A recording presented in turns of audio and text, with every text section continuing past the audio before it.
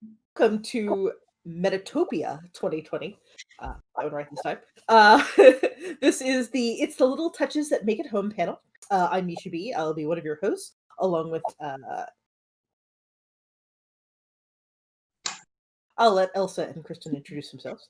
Hi, uh, I'm Elsa Sjunneson. My pronouns are she, her. I'm the creator of the Fate Accessibility Toolkit, which was nominated for a Nebula Award in 2020 for Best Game Writing, and the creator of Dead Scare, which was about 1950s housewives fighting zombies in a Soviet-engineered apocalypse. Hey, guess what? McCarthy was the antagonist. Guess who we just kicked out? Oh no! And so I've been doing feminist game building for a while. My background is in disability activism, and 90% of people know me for that. Kristen, your turn. So I'm Kristen Roberts, pronouns she, her. I'm a fictional food and culture consultant and a recipe developer and a game designer, game writer. My focus is usually on like really in-depth world building and how to add food, agriculture, and just like your environment and all of these little things into your world building to make it very rich and bring it to life. And I'm Misha B. I've actually wrote with Elsa on Dead Scare, which was a fun experience. I'm a gamer, I'm a crafter, I'm a designer, and a cook and mom, and so all those little things that you then bring those experiences into game design, and we're going to talk about how you can do that some. So let's start with food, because food is you can't have a society that doesn't eat. I mean, society starts when we share food. So how are some ways that we can bring food and the experiences around food into our world building to make it richer? Kristen, this is your wheelhouse. Well, I think it kind of depends. Like if we're coming at it from like we're building a world, then the first thing I always tell everyone is look at the biome and the agriculture that you want your people to be living in. And even if it's a fantasy or an alien landscape, you have to think about what that looks like and what kind of food would grow there and what kind of animals would be there. Oh, I think we just lost Kristen for a moment. We did. But taking over to that line, I thought was going. I think, you do have to think about where the food comes from. Where I tend to come from on this is actually more about food traditions. So I'm going to jump in on that for a second, which is that everybody knows certain food rules. If you're in the Game of Thrones universe and you eat bread and salt, hey, guess what? You're protected for the night.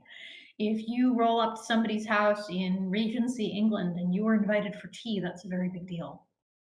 If you come to the neighborhood that I grew up in, which is Fort Greene, New York, and they give you the mac and cheese recipe, and you are the only white kid for 16 blocks, yes, Misha's like, yeah, huh?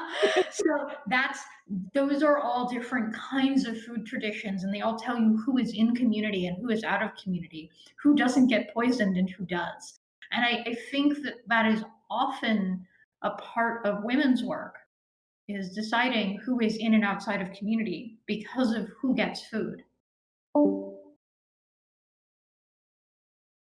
That things like little things. Yeah. She's coming back. Okay, cool. So yes, we can see you now. So one of the things that you were talking about with like who gets the recipes and who doesn't, even little things like, okay, my family has moved and I've married into this family. Did grandma give me her recipes? Do I get the recipes from my husband's mother? Do I get does the new family accept me? And so it's like my father's mother died before my mom ever met my dad.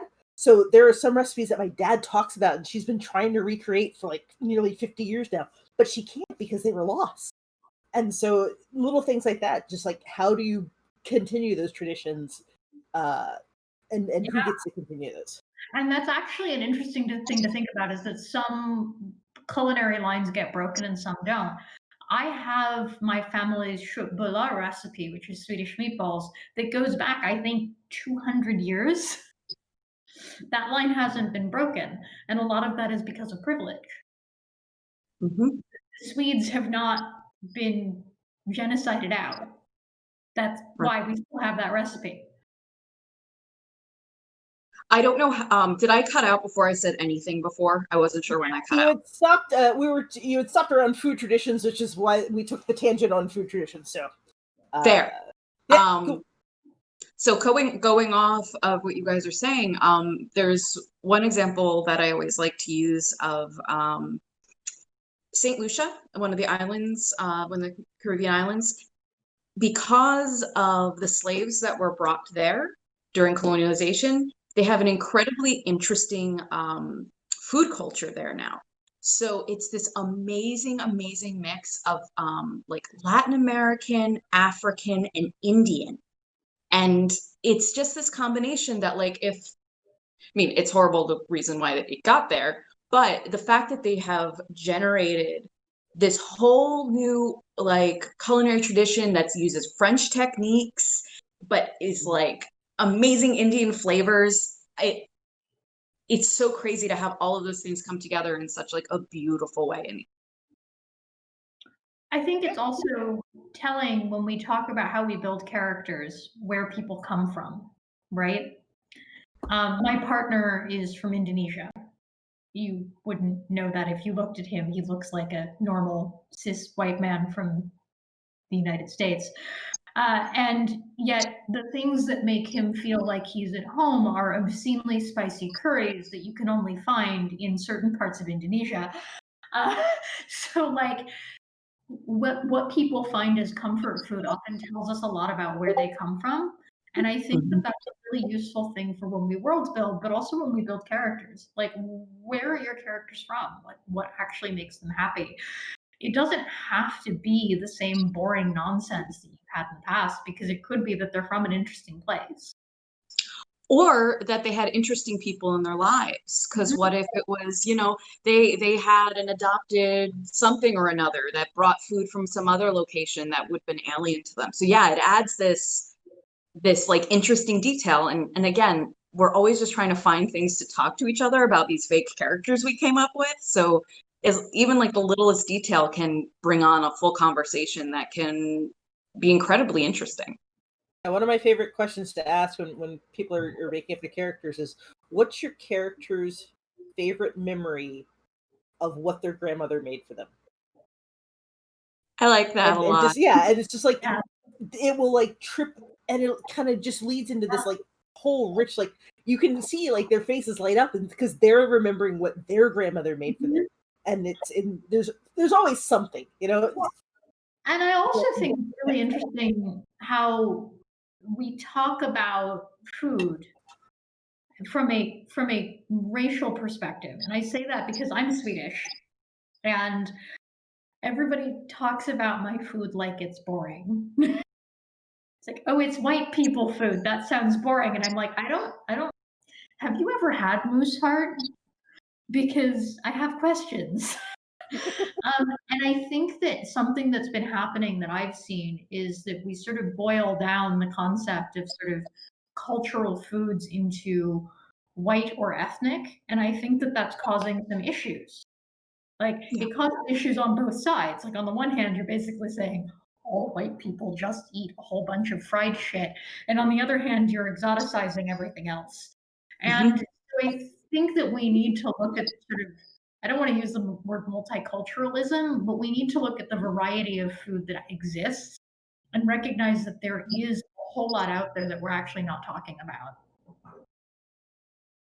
That's a thing that I really try to bring up a lot when I do consults, because like I think one of the pitfalls that I'll see a lot of people who are world building fall into is relying too heavily on analogs, and often in a way that's kind of appropriative and problematic.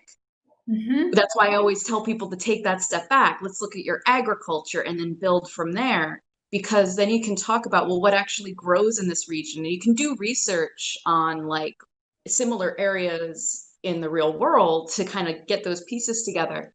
But then you can fit it together like a puzzle into like a whole new combination with inspirations from all sorts of different things. I mean, even just like the food cultures of what is the primary grain that your civilization eats? Are you a rice? Are you a wheat? Are you a rye? Are you a maize? What is the primary grain that your peoples eat? And those Or different things will lend to different agricultural styles and different areas where those things grew better or worse. Like rice doesn't really grow so good in like deep cold north areas. So if your people are like, oh yes, we're Vikings who eat rice, and we're gonna, that doesn't make sense. Unless in your world, in the this chat, Vikings are in the water areas. well, it's funny because that's actually a conversation I've had with my rabbi too, has been how kosher changes, at least culturally. Like if you're Jewish and you are from, say, a Swedish region, like hello, you can take my seafood out of my cold dead hands. I will eat crayfish and shrimp and scallops and all of these things, and they are not kosher, but you know what? It's culturally relevant in a way Yeah. that in the South, a lot of Jews eat pork because it is culturally relevant, even if they're Jewish.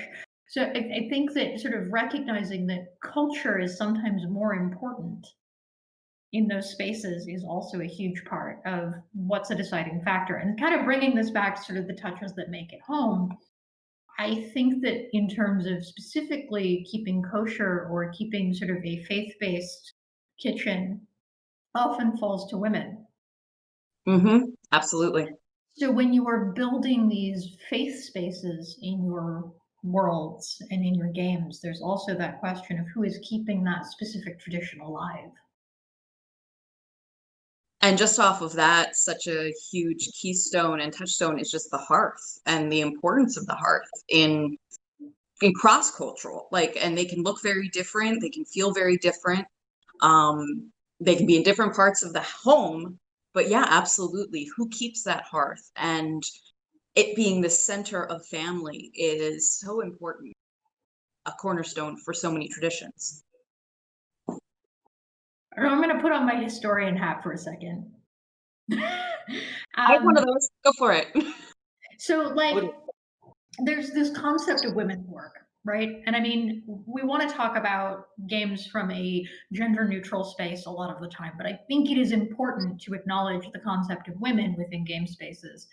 And women's work has been a concept for a long time. But the concept of women's work changes depending on what era you're talking about.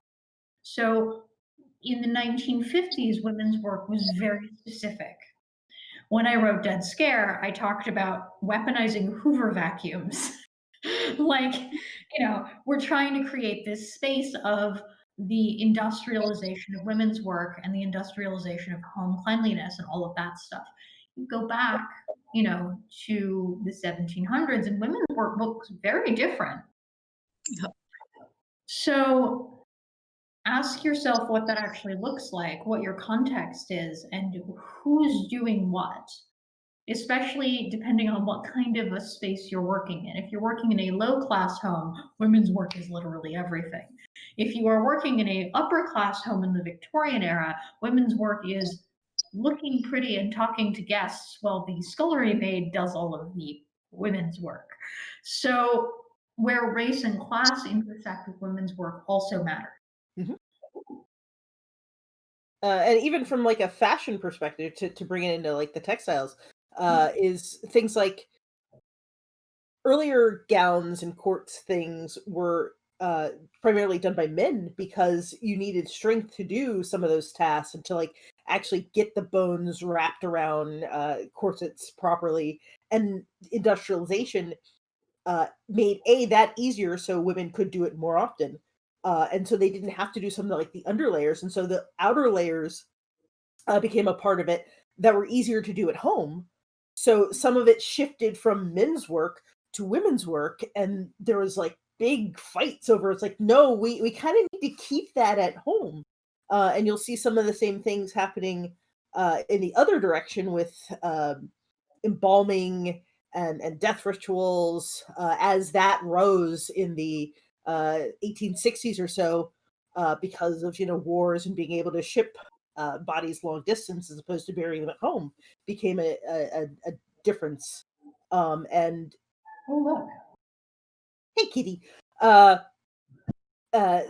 men did the embalming, and so it shifted from women at home preparing a body for death and for burial to, okay, now this is a profession and men are going to take over it and people are going to get paid to do this. And now it is no longer women's work because people are getting paid and women don't get paid.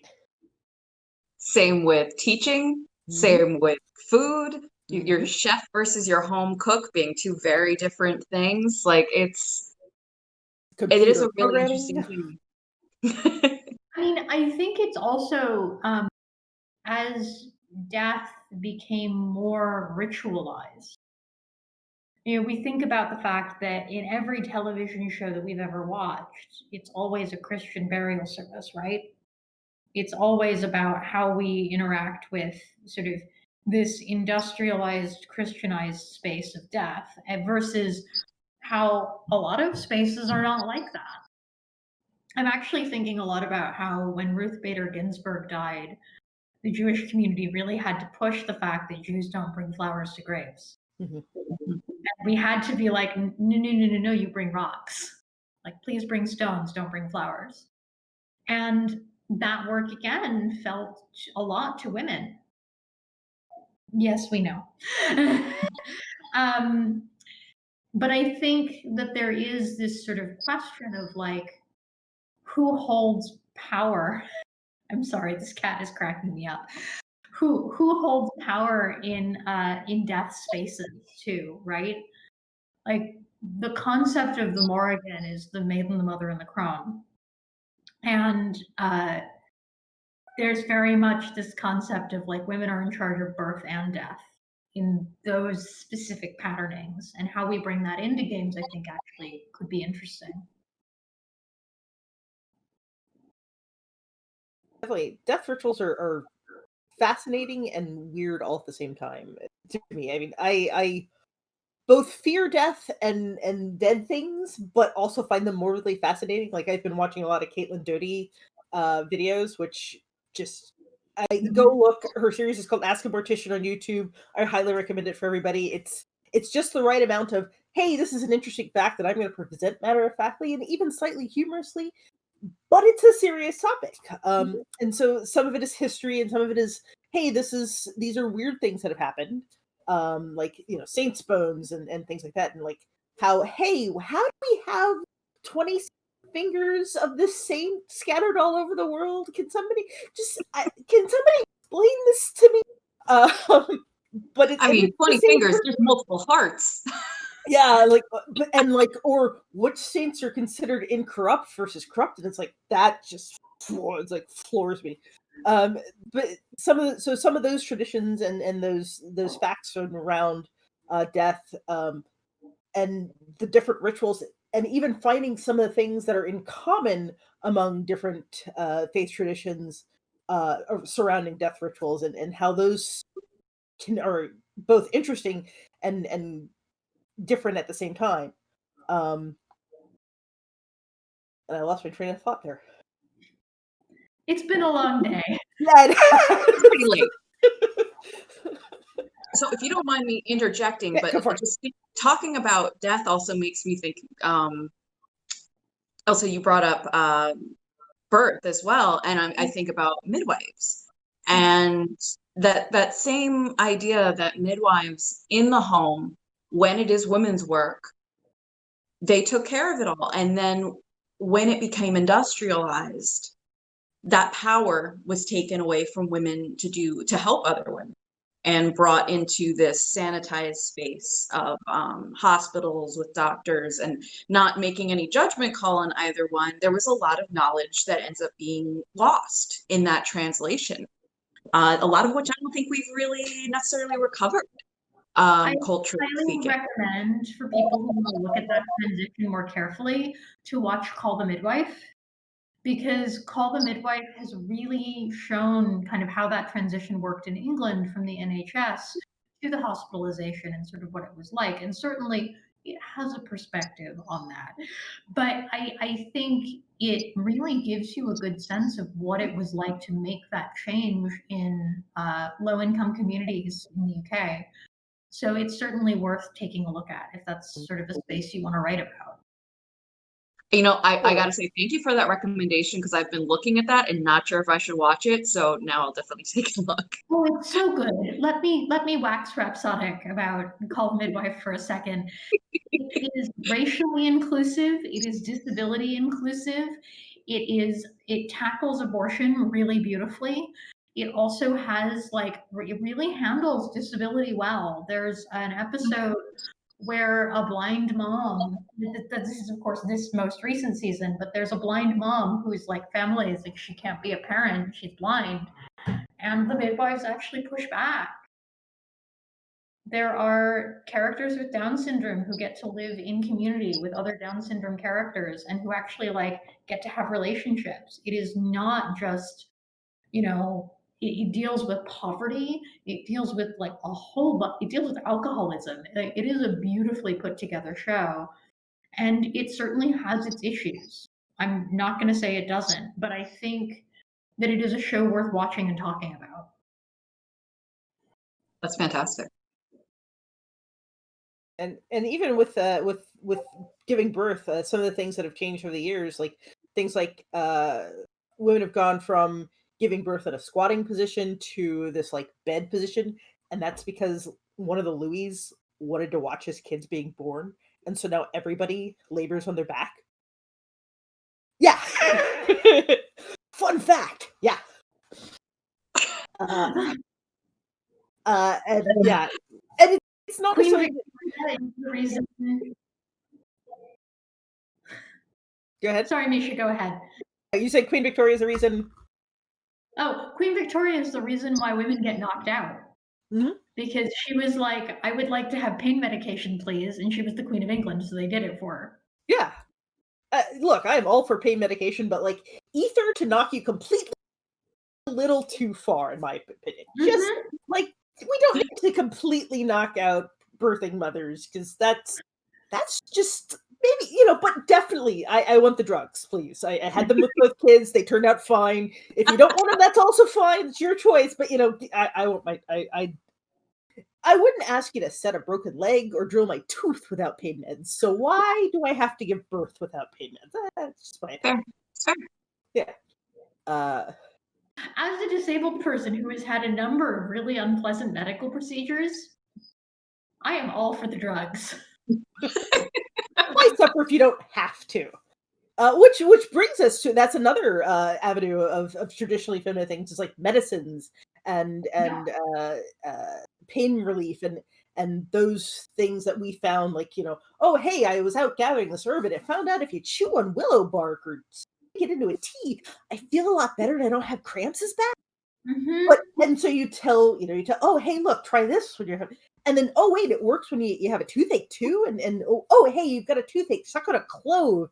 And some of the things that we've lost because we don't have those same oral traditions, and people don't like how many of us knew like a bunch about our periods when we were kids? Like this generation knows a lot more about it because people are talking about it more. But like when I was having my period the first time, it was a mortifying experience because my dad figured it out before I did. And yeah, my mom was at work. It was so awkward for everybody involved.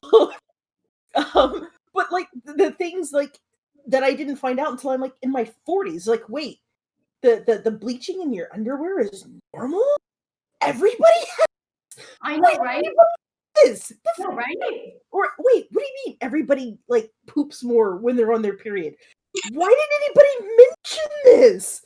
But it's amazing. Years ago they did, and oh yeah, your pain levels are actually what everybody else is experiencing, and if you're having pain levels that are more than that, maybe you should talk to your doctor. Like, come on. Yeah, or your doctor saying, "Oh, it's just your time of the month. Just it's fine. That's normal." It's like, no, I think this is more than normal. Let's. Speaking of medicine and women, I'm about to make one of those recommendations that if we were all in real space, the entire room would kind of stare at me like I had lost my mind. But Outlander does a really good job of having women as doctors. And Oh, like Claire is actually a doctor in the show. She actually performs medicine. She actually treats people. Now, I'm going to say the racism in Outlander is horrifying, and I do not recommend season 3 at all. Like, just flat out. But that being said, she's still a doctor, and she does some really awesome stuff in the show as a doctor. So, up until the point where there's a whole lot of racism, I recommend it. It is brutal. There is a lot of rape culture, but like Yeah. if you're looking at women in medicine for fiction, it's not a bad place to check as long as you check your trigger warnings. But that's another thing. Some of the knowledge that she brings back to the past, that is from, hey, I learned this in school now, but it also exists as there's an analog to it in the past. But hey, that analog, kind of hinky, and maybe not the best connections. And Yeah. okay, maybe women know too much, and that's why they're gonna get in trouble. So maybe, oh wait, that single woman that we kind of want her property. That's a really good way of, hey, we'll just call her a witch, and then we can have it, right? Right, exactly. It's always funny, like I work in science fiction where, there's always the question of, well, what time period would you go back to? And I'm like, none of them. Yeah. I'm good here. Can I go forward? Forward, and yes. Backward, no. but even on this topic of like witchcraft, I mean, women were the original brewers too. I mean, they were the ones who were making these things. They have evidence that women were the first barkeeps for the most part, brewing everything, and it actually ended up being a social stigma at a certain point where a lot of these brewers were either said to be witches, or the men who owned taverns were upset that women had this space and were making money from it, and usually were better at it because they understood the herbal components, and they would drive these women out or marry them and like take over a bar, and all these stories, especially from early America, of these women barkeeps all over the place. Yeah. Also, And spinsters, another good one. Like spinsters were women who made enough money from spinning because it was a skill that not the guy that a lot of use. And hey, they don't have to get married early and deal with a dude's emotions. They can just go off and have their little nest egg. And so, oh, it's bad to be a spinster. It's like, yeah, no, I'm good. I'll be over here. It's cool. I'm cool. No, it's funny. I was talking about like how women, like single women, have always been a part of our fabric of our society, but also how auntie culture functions. There was a convention called FireCon a couple weeks ago, which was the first BIPOC focused science fiction convention to happen, and it was really awesome. And one of the panels that they had was on aunties in fiction, but an auntie space, I think, is a really important one to talk about when we're talking about sort of the little touches that make it home, because community, especially when we're talking about disnucleated community, is about more than just mothers. There are people in your community who are aunts, who are sort of the outside. They might not be your mom, but you still listen to them. Because they're not your mom, it's easier to listen to them. Exactly. And I see that in queer culture now. I see that in polyam culture now. I see that in BIPOC culture. And it's this space that has sort of been building out where it's women who are not married. Sometimes they're queer. Sometimes they've just decided to not get married. But like, that's a space that I think we need to see reflected in our games as much as we see it reflected in our culture. Absolutely. Yeah, you always want the cool aunt that like she just blows into town and like takes you out and does the things that mom doesn't really take you out to do, but it's cool. Like she's the one who bought you your first drink when you were 21, possibly 18, possibly 16. We're not going to talk about it, but she was the fun person, but she treated you enough like an adult and acted like you were an adult when you were with her, so that you knew how to act as an adult when you were back in your own space. And Yeah. having an Yeah. aunties and having those people who are, yes, they're role models, but they're not your parents. And that's a very important thing, to have role models who aren't your parents as well as ones who are. I mean, your parents, yes, they model things for you, but you need to see more than just that person, those people immediately. And I think in marginalized communities that happens a lot, because as the child of the Seattle queer community, as the child of a drag community, like, I had more aunts and uncles than I can count. None of them are related to me. Yeah. Yeah, I tried to figure out like which of my aunts I'm actually related to once, and it's just like, okay. And then, I mean, we were talking about this at the beginning of the panel. Like, I grew up in Fort Greene. I have aunties and uncles who are not related to me. They are the aunties and uncles of my block. And you respect them. And if one of the aunties yells at you, everyone freezes. Oh yeah. Yeah, but they're still like authority figures. Don't get me wrong. If you've screwed up, they will let you know, and your mother will find out about it too. But that's a different kettle of fish. Like, And that's because I Go ahead. remember being the only white kid for like 10 blocks. And I learned very quickly what the rules were. And when I learned those rules, it was also, you were the only white kid on the block, which means you're going to go talk to the cops. And that's the stuff that I think we miss when we write about things from a male perspective. Because I think all of the community building that we're talking about here tends to come from women and children. Yeah. And I think I was just thinking about, I just was reading what was it, Dead Blondes and Bad Mothers by Sadie Doyle. And yeah. I really enjoyed that book. But one of the things that she really talks about is like, we talk about like what the like American family is, right? The nuclear family, and how it took away all of those extra family members and put forward and lifted up this idea of the mother as this singular martyr, giving up everything for her children and being left alone. And the more you think about how opposite that is from traditional families, from families all over the world, you know, the saying it takes a community to raise a child is absolutely accurate. And the fact that American culture since like 40s, 50s mostly has removed that, it's almost like this huge cultural gaslighting for every woman, every mother. White, straight American culture, I think, is really what we're talking about. It's the middle class. Sorry. Yeah. Because I can tell you, like, my queer community was definitely not doing that. And that's not how that worked. Yeah. Fair. In the backgrounds that I come from, like, you know, kids were adopted all the time. They weren't legally adopted, but like, okay, so and so has to go to rehab for a while, so we're going to take this kid in for a while. So and so is going to go over there and work a better job, but she's going to send money back, so we're going to take in her kid. Those kinds of relationships still kept going. There's some communities still in the South where they're trying to trace back the land and get some of the land rights that came to them after the Civil War, and they're getting caught up in things like, oh, well, you took this kid in, and I think this legally is your niece, so technically they can't really be in the succession line, so you're going to lose your land to this white developer. Yeah.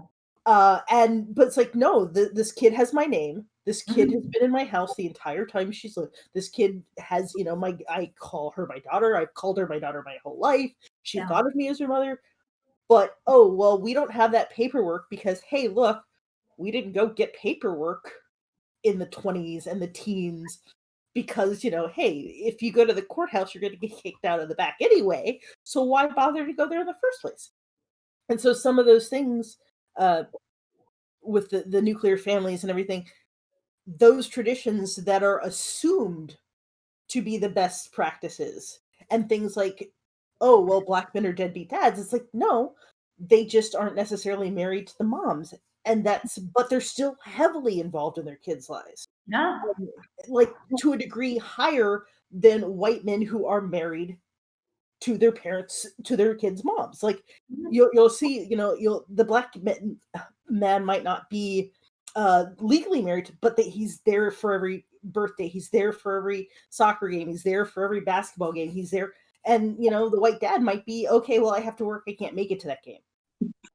So it's not as clear cut as, okay, the nuclear family is the best, because we can agree trying to make two people the end all be all of their kids' lives is just, it's a lot of stress. And this pandemic, I think, is showing everybody that way more than we thought. It's funny. We were not expecting me to be a part of my partner's kids' lives for a while because they're tiny humans. And now I'm telling bedtime stories. So it's just, that's kind of a part of what's happening now is people have to get involved. And if you're in a pod with somebody who has children, guess what? You're probably stepping up because it's impossible. Yeah. Like I was with my kids 24/7 for a good 4 months, and it was like, I love you, but if I have to listen to you talk to me about Minecraft for 5 more minutes, I'm gonna.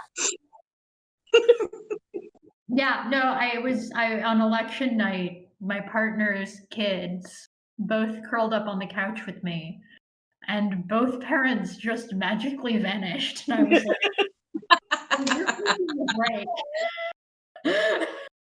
We actually just had a movie night. My kid's birthday was Thursday, so we had a movie night. We got a projected it on the wall outside. So it's 4 kids out in the backyard, and we're like, "Hey, if the parents want to stay and hang out on the front porch, we'll have snacks and stuff." I underestimated how much the appeal of, wait, my kid's gonna be gone for a night was. So the parents stayed. It's okay. We love it. It's fine. But it's like, I did not think that thought all the way through. I can think of things I would do if my kid was gone for a night. Yeah, okay. Makes sense now. Yeah. Towards the start of the of quarantine, we had a pod with a friend, and they have a small child, and so they're suddenly all home with the kids. So we would make it a point to go over like every other weekend, and it would mostly just be, okay, you guys can relax. I'll occupy the little one now. And sometimes you really do, like at a certain age, like sometimes you just really do just need a warm body to make sure, like, okay, if something catches on fire, we can put it out. And the kids are reasonably self-sufficient. But yeah. He just needs someone to talk to about a video game. Yeah. The ones I'm going through are 2 and 4, so it's a little bit more like, oh no, don't touch that. Yeah, mine are 12 and 10, so they're efficient. Like they can get themselves dressed and pick out their clothes and even do their own laundry at this stage. But legally, somebody has to be there. They can't be alone for more than 2 hours at a time. But they can talk like humans, which is really a nice thing. Sometimes.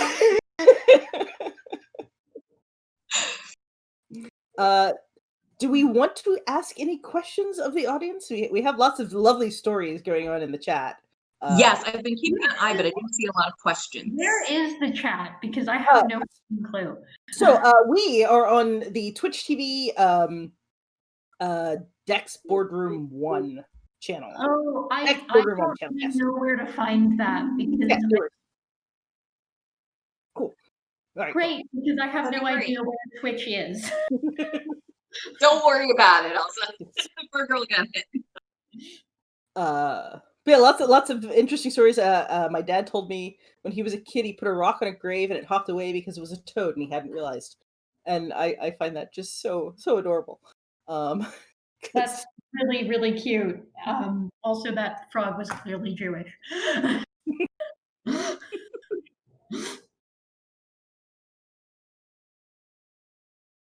Oh,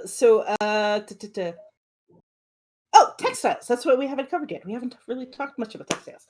So one of the things that we're talking about when we're talking about world building is like, okay, what do your people wear? Do they wear loose clothing? Do they wear fitted clothing? Do they wear hides? Do they wear Do they wear woven clothing? Do they sew? Do they just take a big sheet of woven fabric and wrap it around in an interesting way? And hey, I'm dressed. Um, those are all different choices that you can make, and none of them are wrong. They're just different. Weaving is, I won't say incredibly difficult, but it can be very fussy. Uh, it depending on how much you put into it is how much you're going to get out of it. Is the best way of putting that one.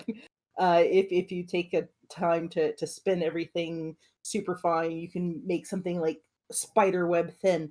But if you just, okay, I'm just going to do a quick spin, and I'm going to get a thick chunky yarn, you'll make a thick chunky garment fabric. And so from cultures where weaving, creating fabric took literal hours and hours and hours to produce enough fabric to make a garment, you took care of that garment very well, because Yes. you could only afford maybe two of them in your And lifetime, sort of or on in a reasonable period of your lifetime. Uh, sort of on that note, like I know we all really love to have milestones in our games, like weddings. mhm, And if you're running a game that has a wedding, that is not like a one-time dress. That is your mhm. best dress, as the Victorians would say. That is the dress you are going to wear to every single function for the next 10 to 15 years, because that's what's going to be the money for. Similarly, the lack of pockets on women's clothing is a modern construction. Women have had pockets since the 16th century, and it hasn't changed up until about, I would say, 1920, at which point women's pockets vanished. We got the vote, we lost pockets, don't know why. Uh, actually, I do know why, it's called misogyny. Um, but here we are. Like, if you don't have pockets, then I actually think you're doing something wrong. So these are the kinds of things that you need to think about. Pockets actually mean something in your society. There's a beautiful poem about pockets, dangerous pockets in women's coats that you can hand out seditious literature from. And I think that really says a lot about what pockets mean in your world. I mean, pockets they were a separate garment, really, Yeah. for most of, and so you had your skirts would be built with slits to the side so that you could access the pockets that were a separate thing, but they were tied under your clothes so people couldn't just steal your stuff off of you. Yes. uh, which is also a very useful thing. But yeah, as silhouettes became slimmer, it ruined the line of when Mhm. you had stuff in your pockets. So they just got rid of pockets. So blame the Exactly. flappers and those stupid slinky dresses for why we don't have pockets now. Because slinky dresses. I really do feel like there is probably some correlation between white women getting the vote and the lack of pockets, and I'm not sure what it is, but I feel like it's there because it's the same time period. I feel A like I certain read rise of the something on that, but accessories I too. can't remember it clearly. Yeah, there's also like the rise of accessories and being able to have like those beautiful, like their beautiful beaded bags started Mhm. becoming really popular too, and so that became a Yeah. status symbol. So now instead of your pockets being something that's hidden, your pocket is something that's displayed and everybody can see it, and conspicuous And consumption. you're rich enough, you can do that. Yep. I'm just femininity is often a trap. Well, so let's talk about some of the elements that we consider feminine today that weren't originally, like heels. Hate them. But that's a different story. But like heels were originally a mannish thing. Men wore heels because you needed the heel to keep your foot in the stirrup, and that's why And then okay, well, then it became a height thing, but that's what the original heels were there for. That your Mhm. originally soles were just super flat, and now you had to add a couple of layers so that your foot wouldn't slide off the stirrup when you're riding your horse and you're charging at somebody with a lance. And now all of a sudden, okay, well, let's exaggerate this feature a little more. We're gonna make them a little taller because I'm feeling a little short, and now, okay, well, women have it's like, oh, fine, if you're gonna be taller, I'm gonna be taller, and okay, well, now it's somehow too feminine to wear heels because women wear heels. And it's like, Why is it the second a woman starts wearing something, it becomes bad?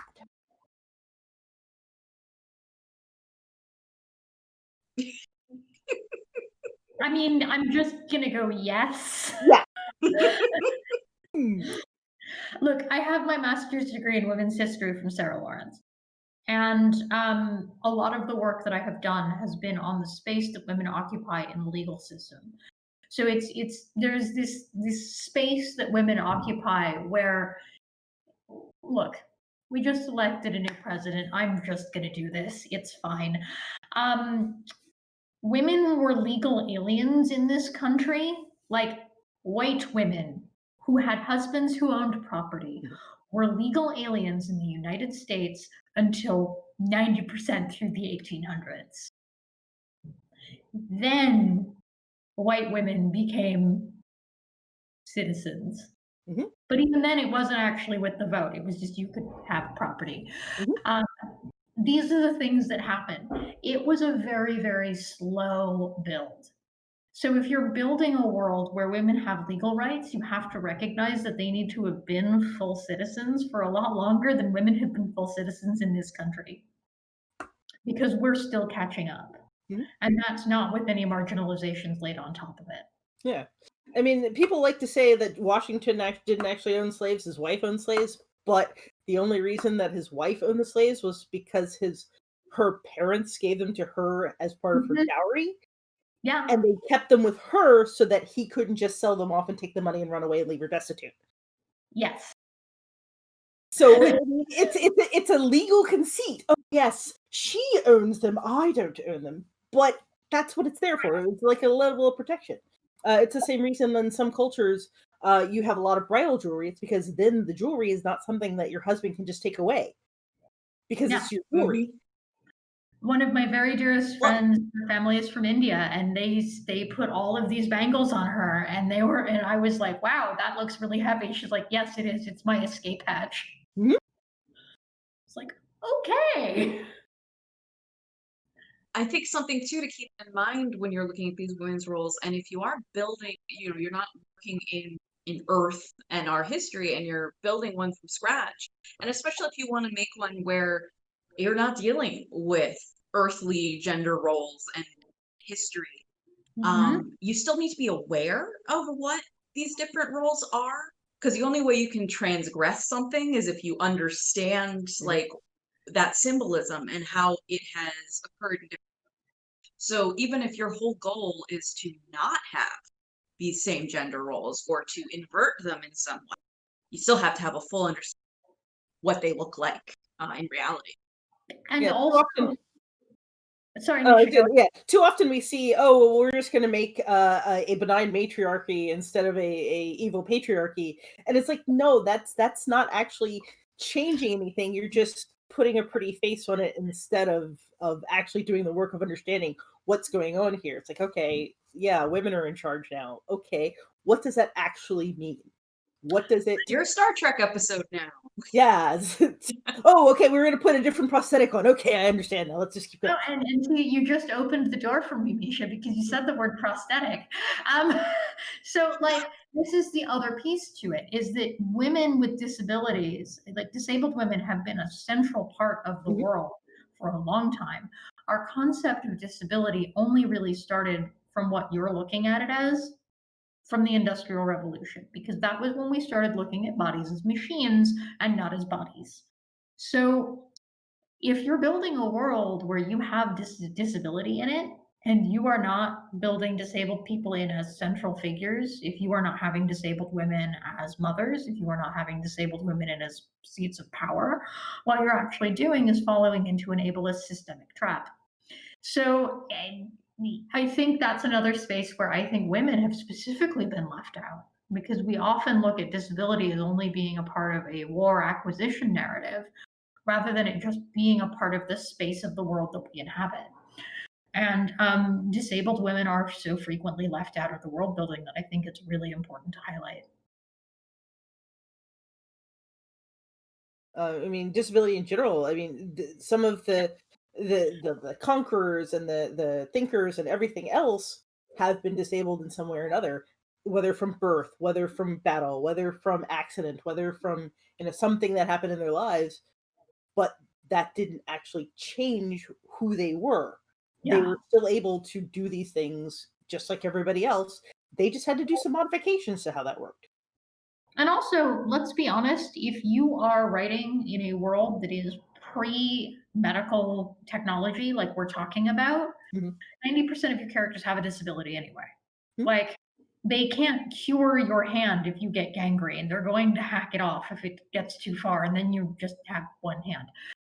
Your vision gets too bad. That's unfortunate. You're low vision now. Please continue sewing. So your characters are going to have disabilities. They're going to have to cope. And again, that's all women's work because women were expected to continue no matter what their bodies did. Just because you couldn't see the kid doesn't mean the kid still doesn't need food or doesn't need, a mom or doesn't need their diaper changed or whatever. Those things still have to go on. You're just going to have to figure out a way to do them otherwise. And hey, look, we're back to disnucleation. How did that happen? Gosh, I don't know. Whatever.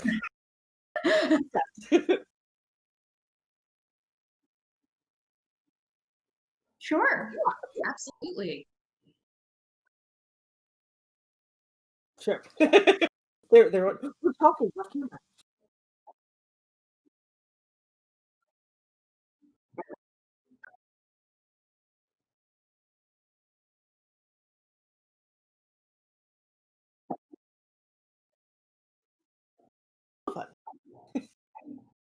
I know I can talk for hours if given proper amounts of lubrication for my mouth, but I mean, I'm really enjoying talking to you too, so yeah. I know, this is a good group of people.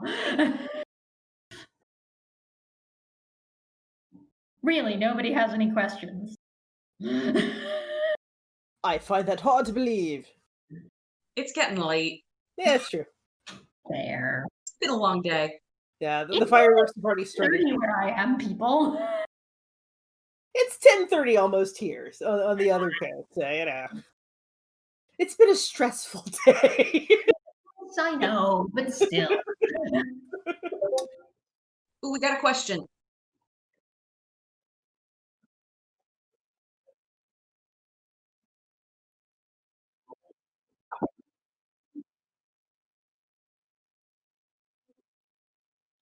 Well, I mean, that depends on what culture you're talking about. I'm Swedish. I grew up with a Swedish mom and with a Swedish grandfather and grandmother. My Swedish grandfather served in the Swedish military. And do you know what they teach people in the Swedish military? They teach them how to knit their own fucking sweaters. So I think that our concept of some of these crafts as being gendered is actually a modern construction. And it's worth kind of considering the idea of degendering them within the context of our games. Now, that being said, I actually think there is value in there being feminine skills. I do think it's important to give women space to be experts. So I don't want to take that away, but I do want to acknowledge, like, it depends on where you're coming at it from. Like sewing, your average bachelor may not have known how to sew a shirt, but he knew how to darn his socks. And so there's different levels of those skills. Like even today, like you'll have people who they can put together a quilt, but quilting is not the same as garment making. And those are very different skills. Like one's more straight lines. And even within quilting, like if you like there's English paper piecing, there's all kinds of like different subcategories that make a difference. Crocheting and knitting are very different skills. And even there's like levels of how skilled are you? Like, can I make a shawl? Doesn't necessarily mean I can make a pair of socks. Making a pair of socks is always tricky because you always end up with one that's a little weird compared to the other. Like hand making socks is like a damn fine skill, and if you can do it, I'm impressed because I cannot. And because I hadn't had my microphone set up appropriately, the question that the panelists are answering is a lot of different crafts have been historically femme-coded and are now being practiced by multiple gender roles. Would you say that these crafts are being reclaimed or at the very least removed from the binary gender roles? The next question from the audience is, what signifies home to each of you? So I'm Jewish, and on the right-hand doorpost of my home is a mezuzah. And that is part of what makes my space home.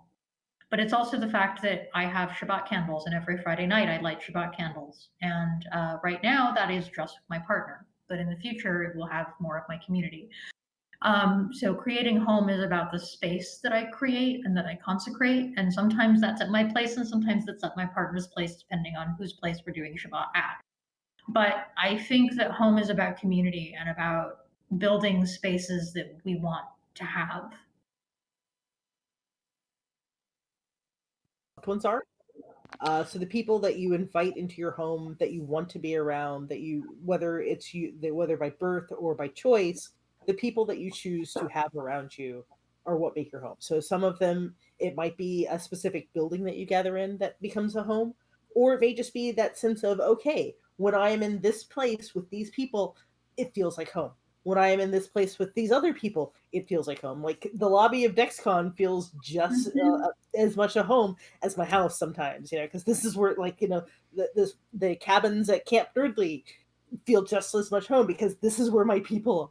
These are where my friends are. These are where the people that I look for, the faces that I like to see, are gathered.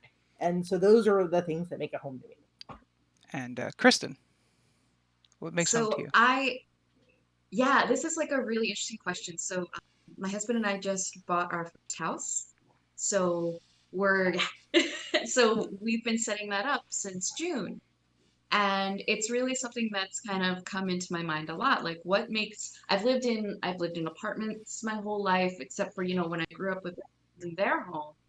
And like, what is it that I can do here that makes this my home? And I remember when we first moved in, it was hard to put that together. But now that I've gone through one holiday that I love, Halloween, I think one of the things that really makes this place home is the fact that I can do whatever I want with it, and not in a big way. It's just that, like, I can do things like put the pumpkin on my porch, and that makes me happy. I can put out candy for people when they come out, and have enough space when I have people come over that, like, they can get things. And that, I think, is really what makes it home, is that I have a space I can invite people to in normal circumstances, and that I can do whatever I want with. Right. Yeah, one of the things that I swore, I grew up on base housing for like most of my life, and so one of the things I swore, I was never going to have another white wall in my house ever. I don't. And so that was a big thing for me. It's like when I finally moved out of apartments and things, and I could paint my own walls. That was like, I have a home. It's fine. We have time for just one more question. Turnip Twinkletoes wants to know if there is a way for us to recontextualize birth as historically women's work when so many women, whether because of infertility, illness, or transness, physically cannot. They also stress that because they are not those things, let them know if this is a question that may cause harm.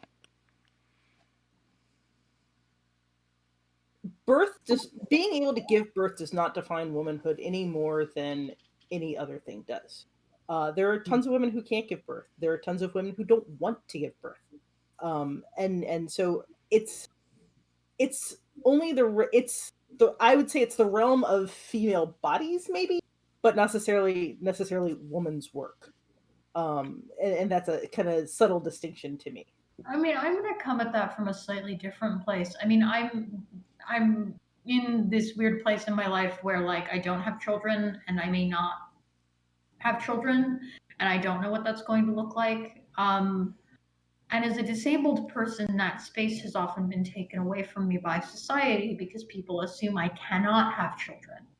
There is an assumption that because I have a disability, my uterus doesn't work. And that kind of, yeah, I know, right?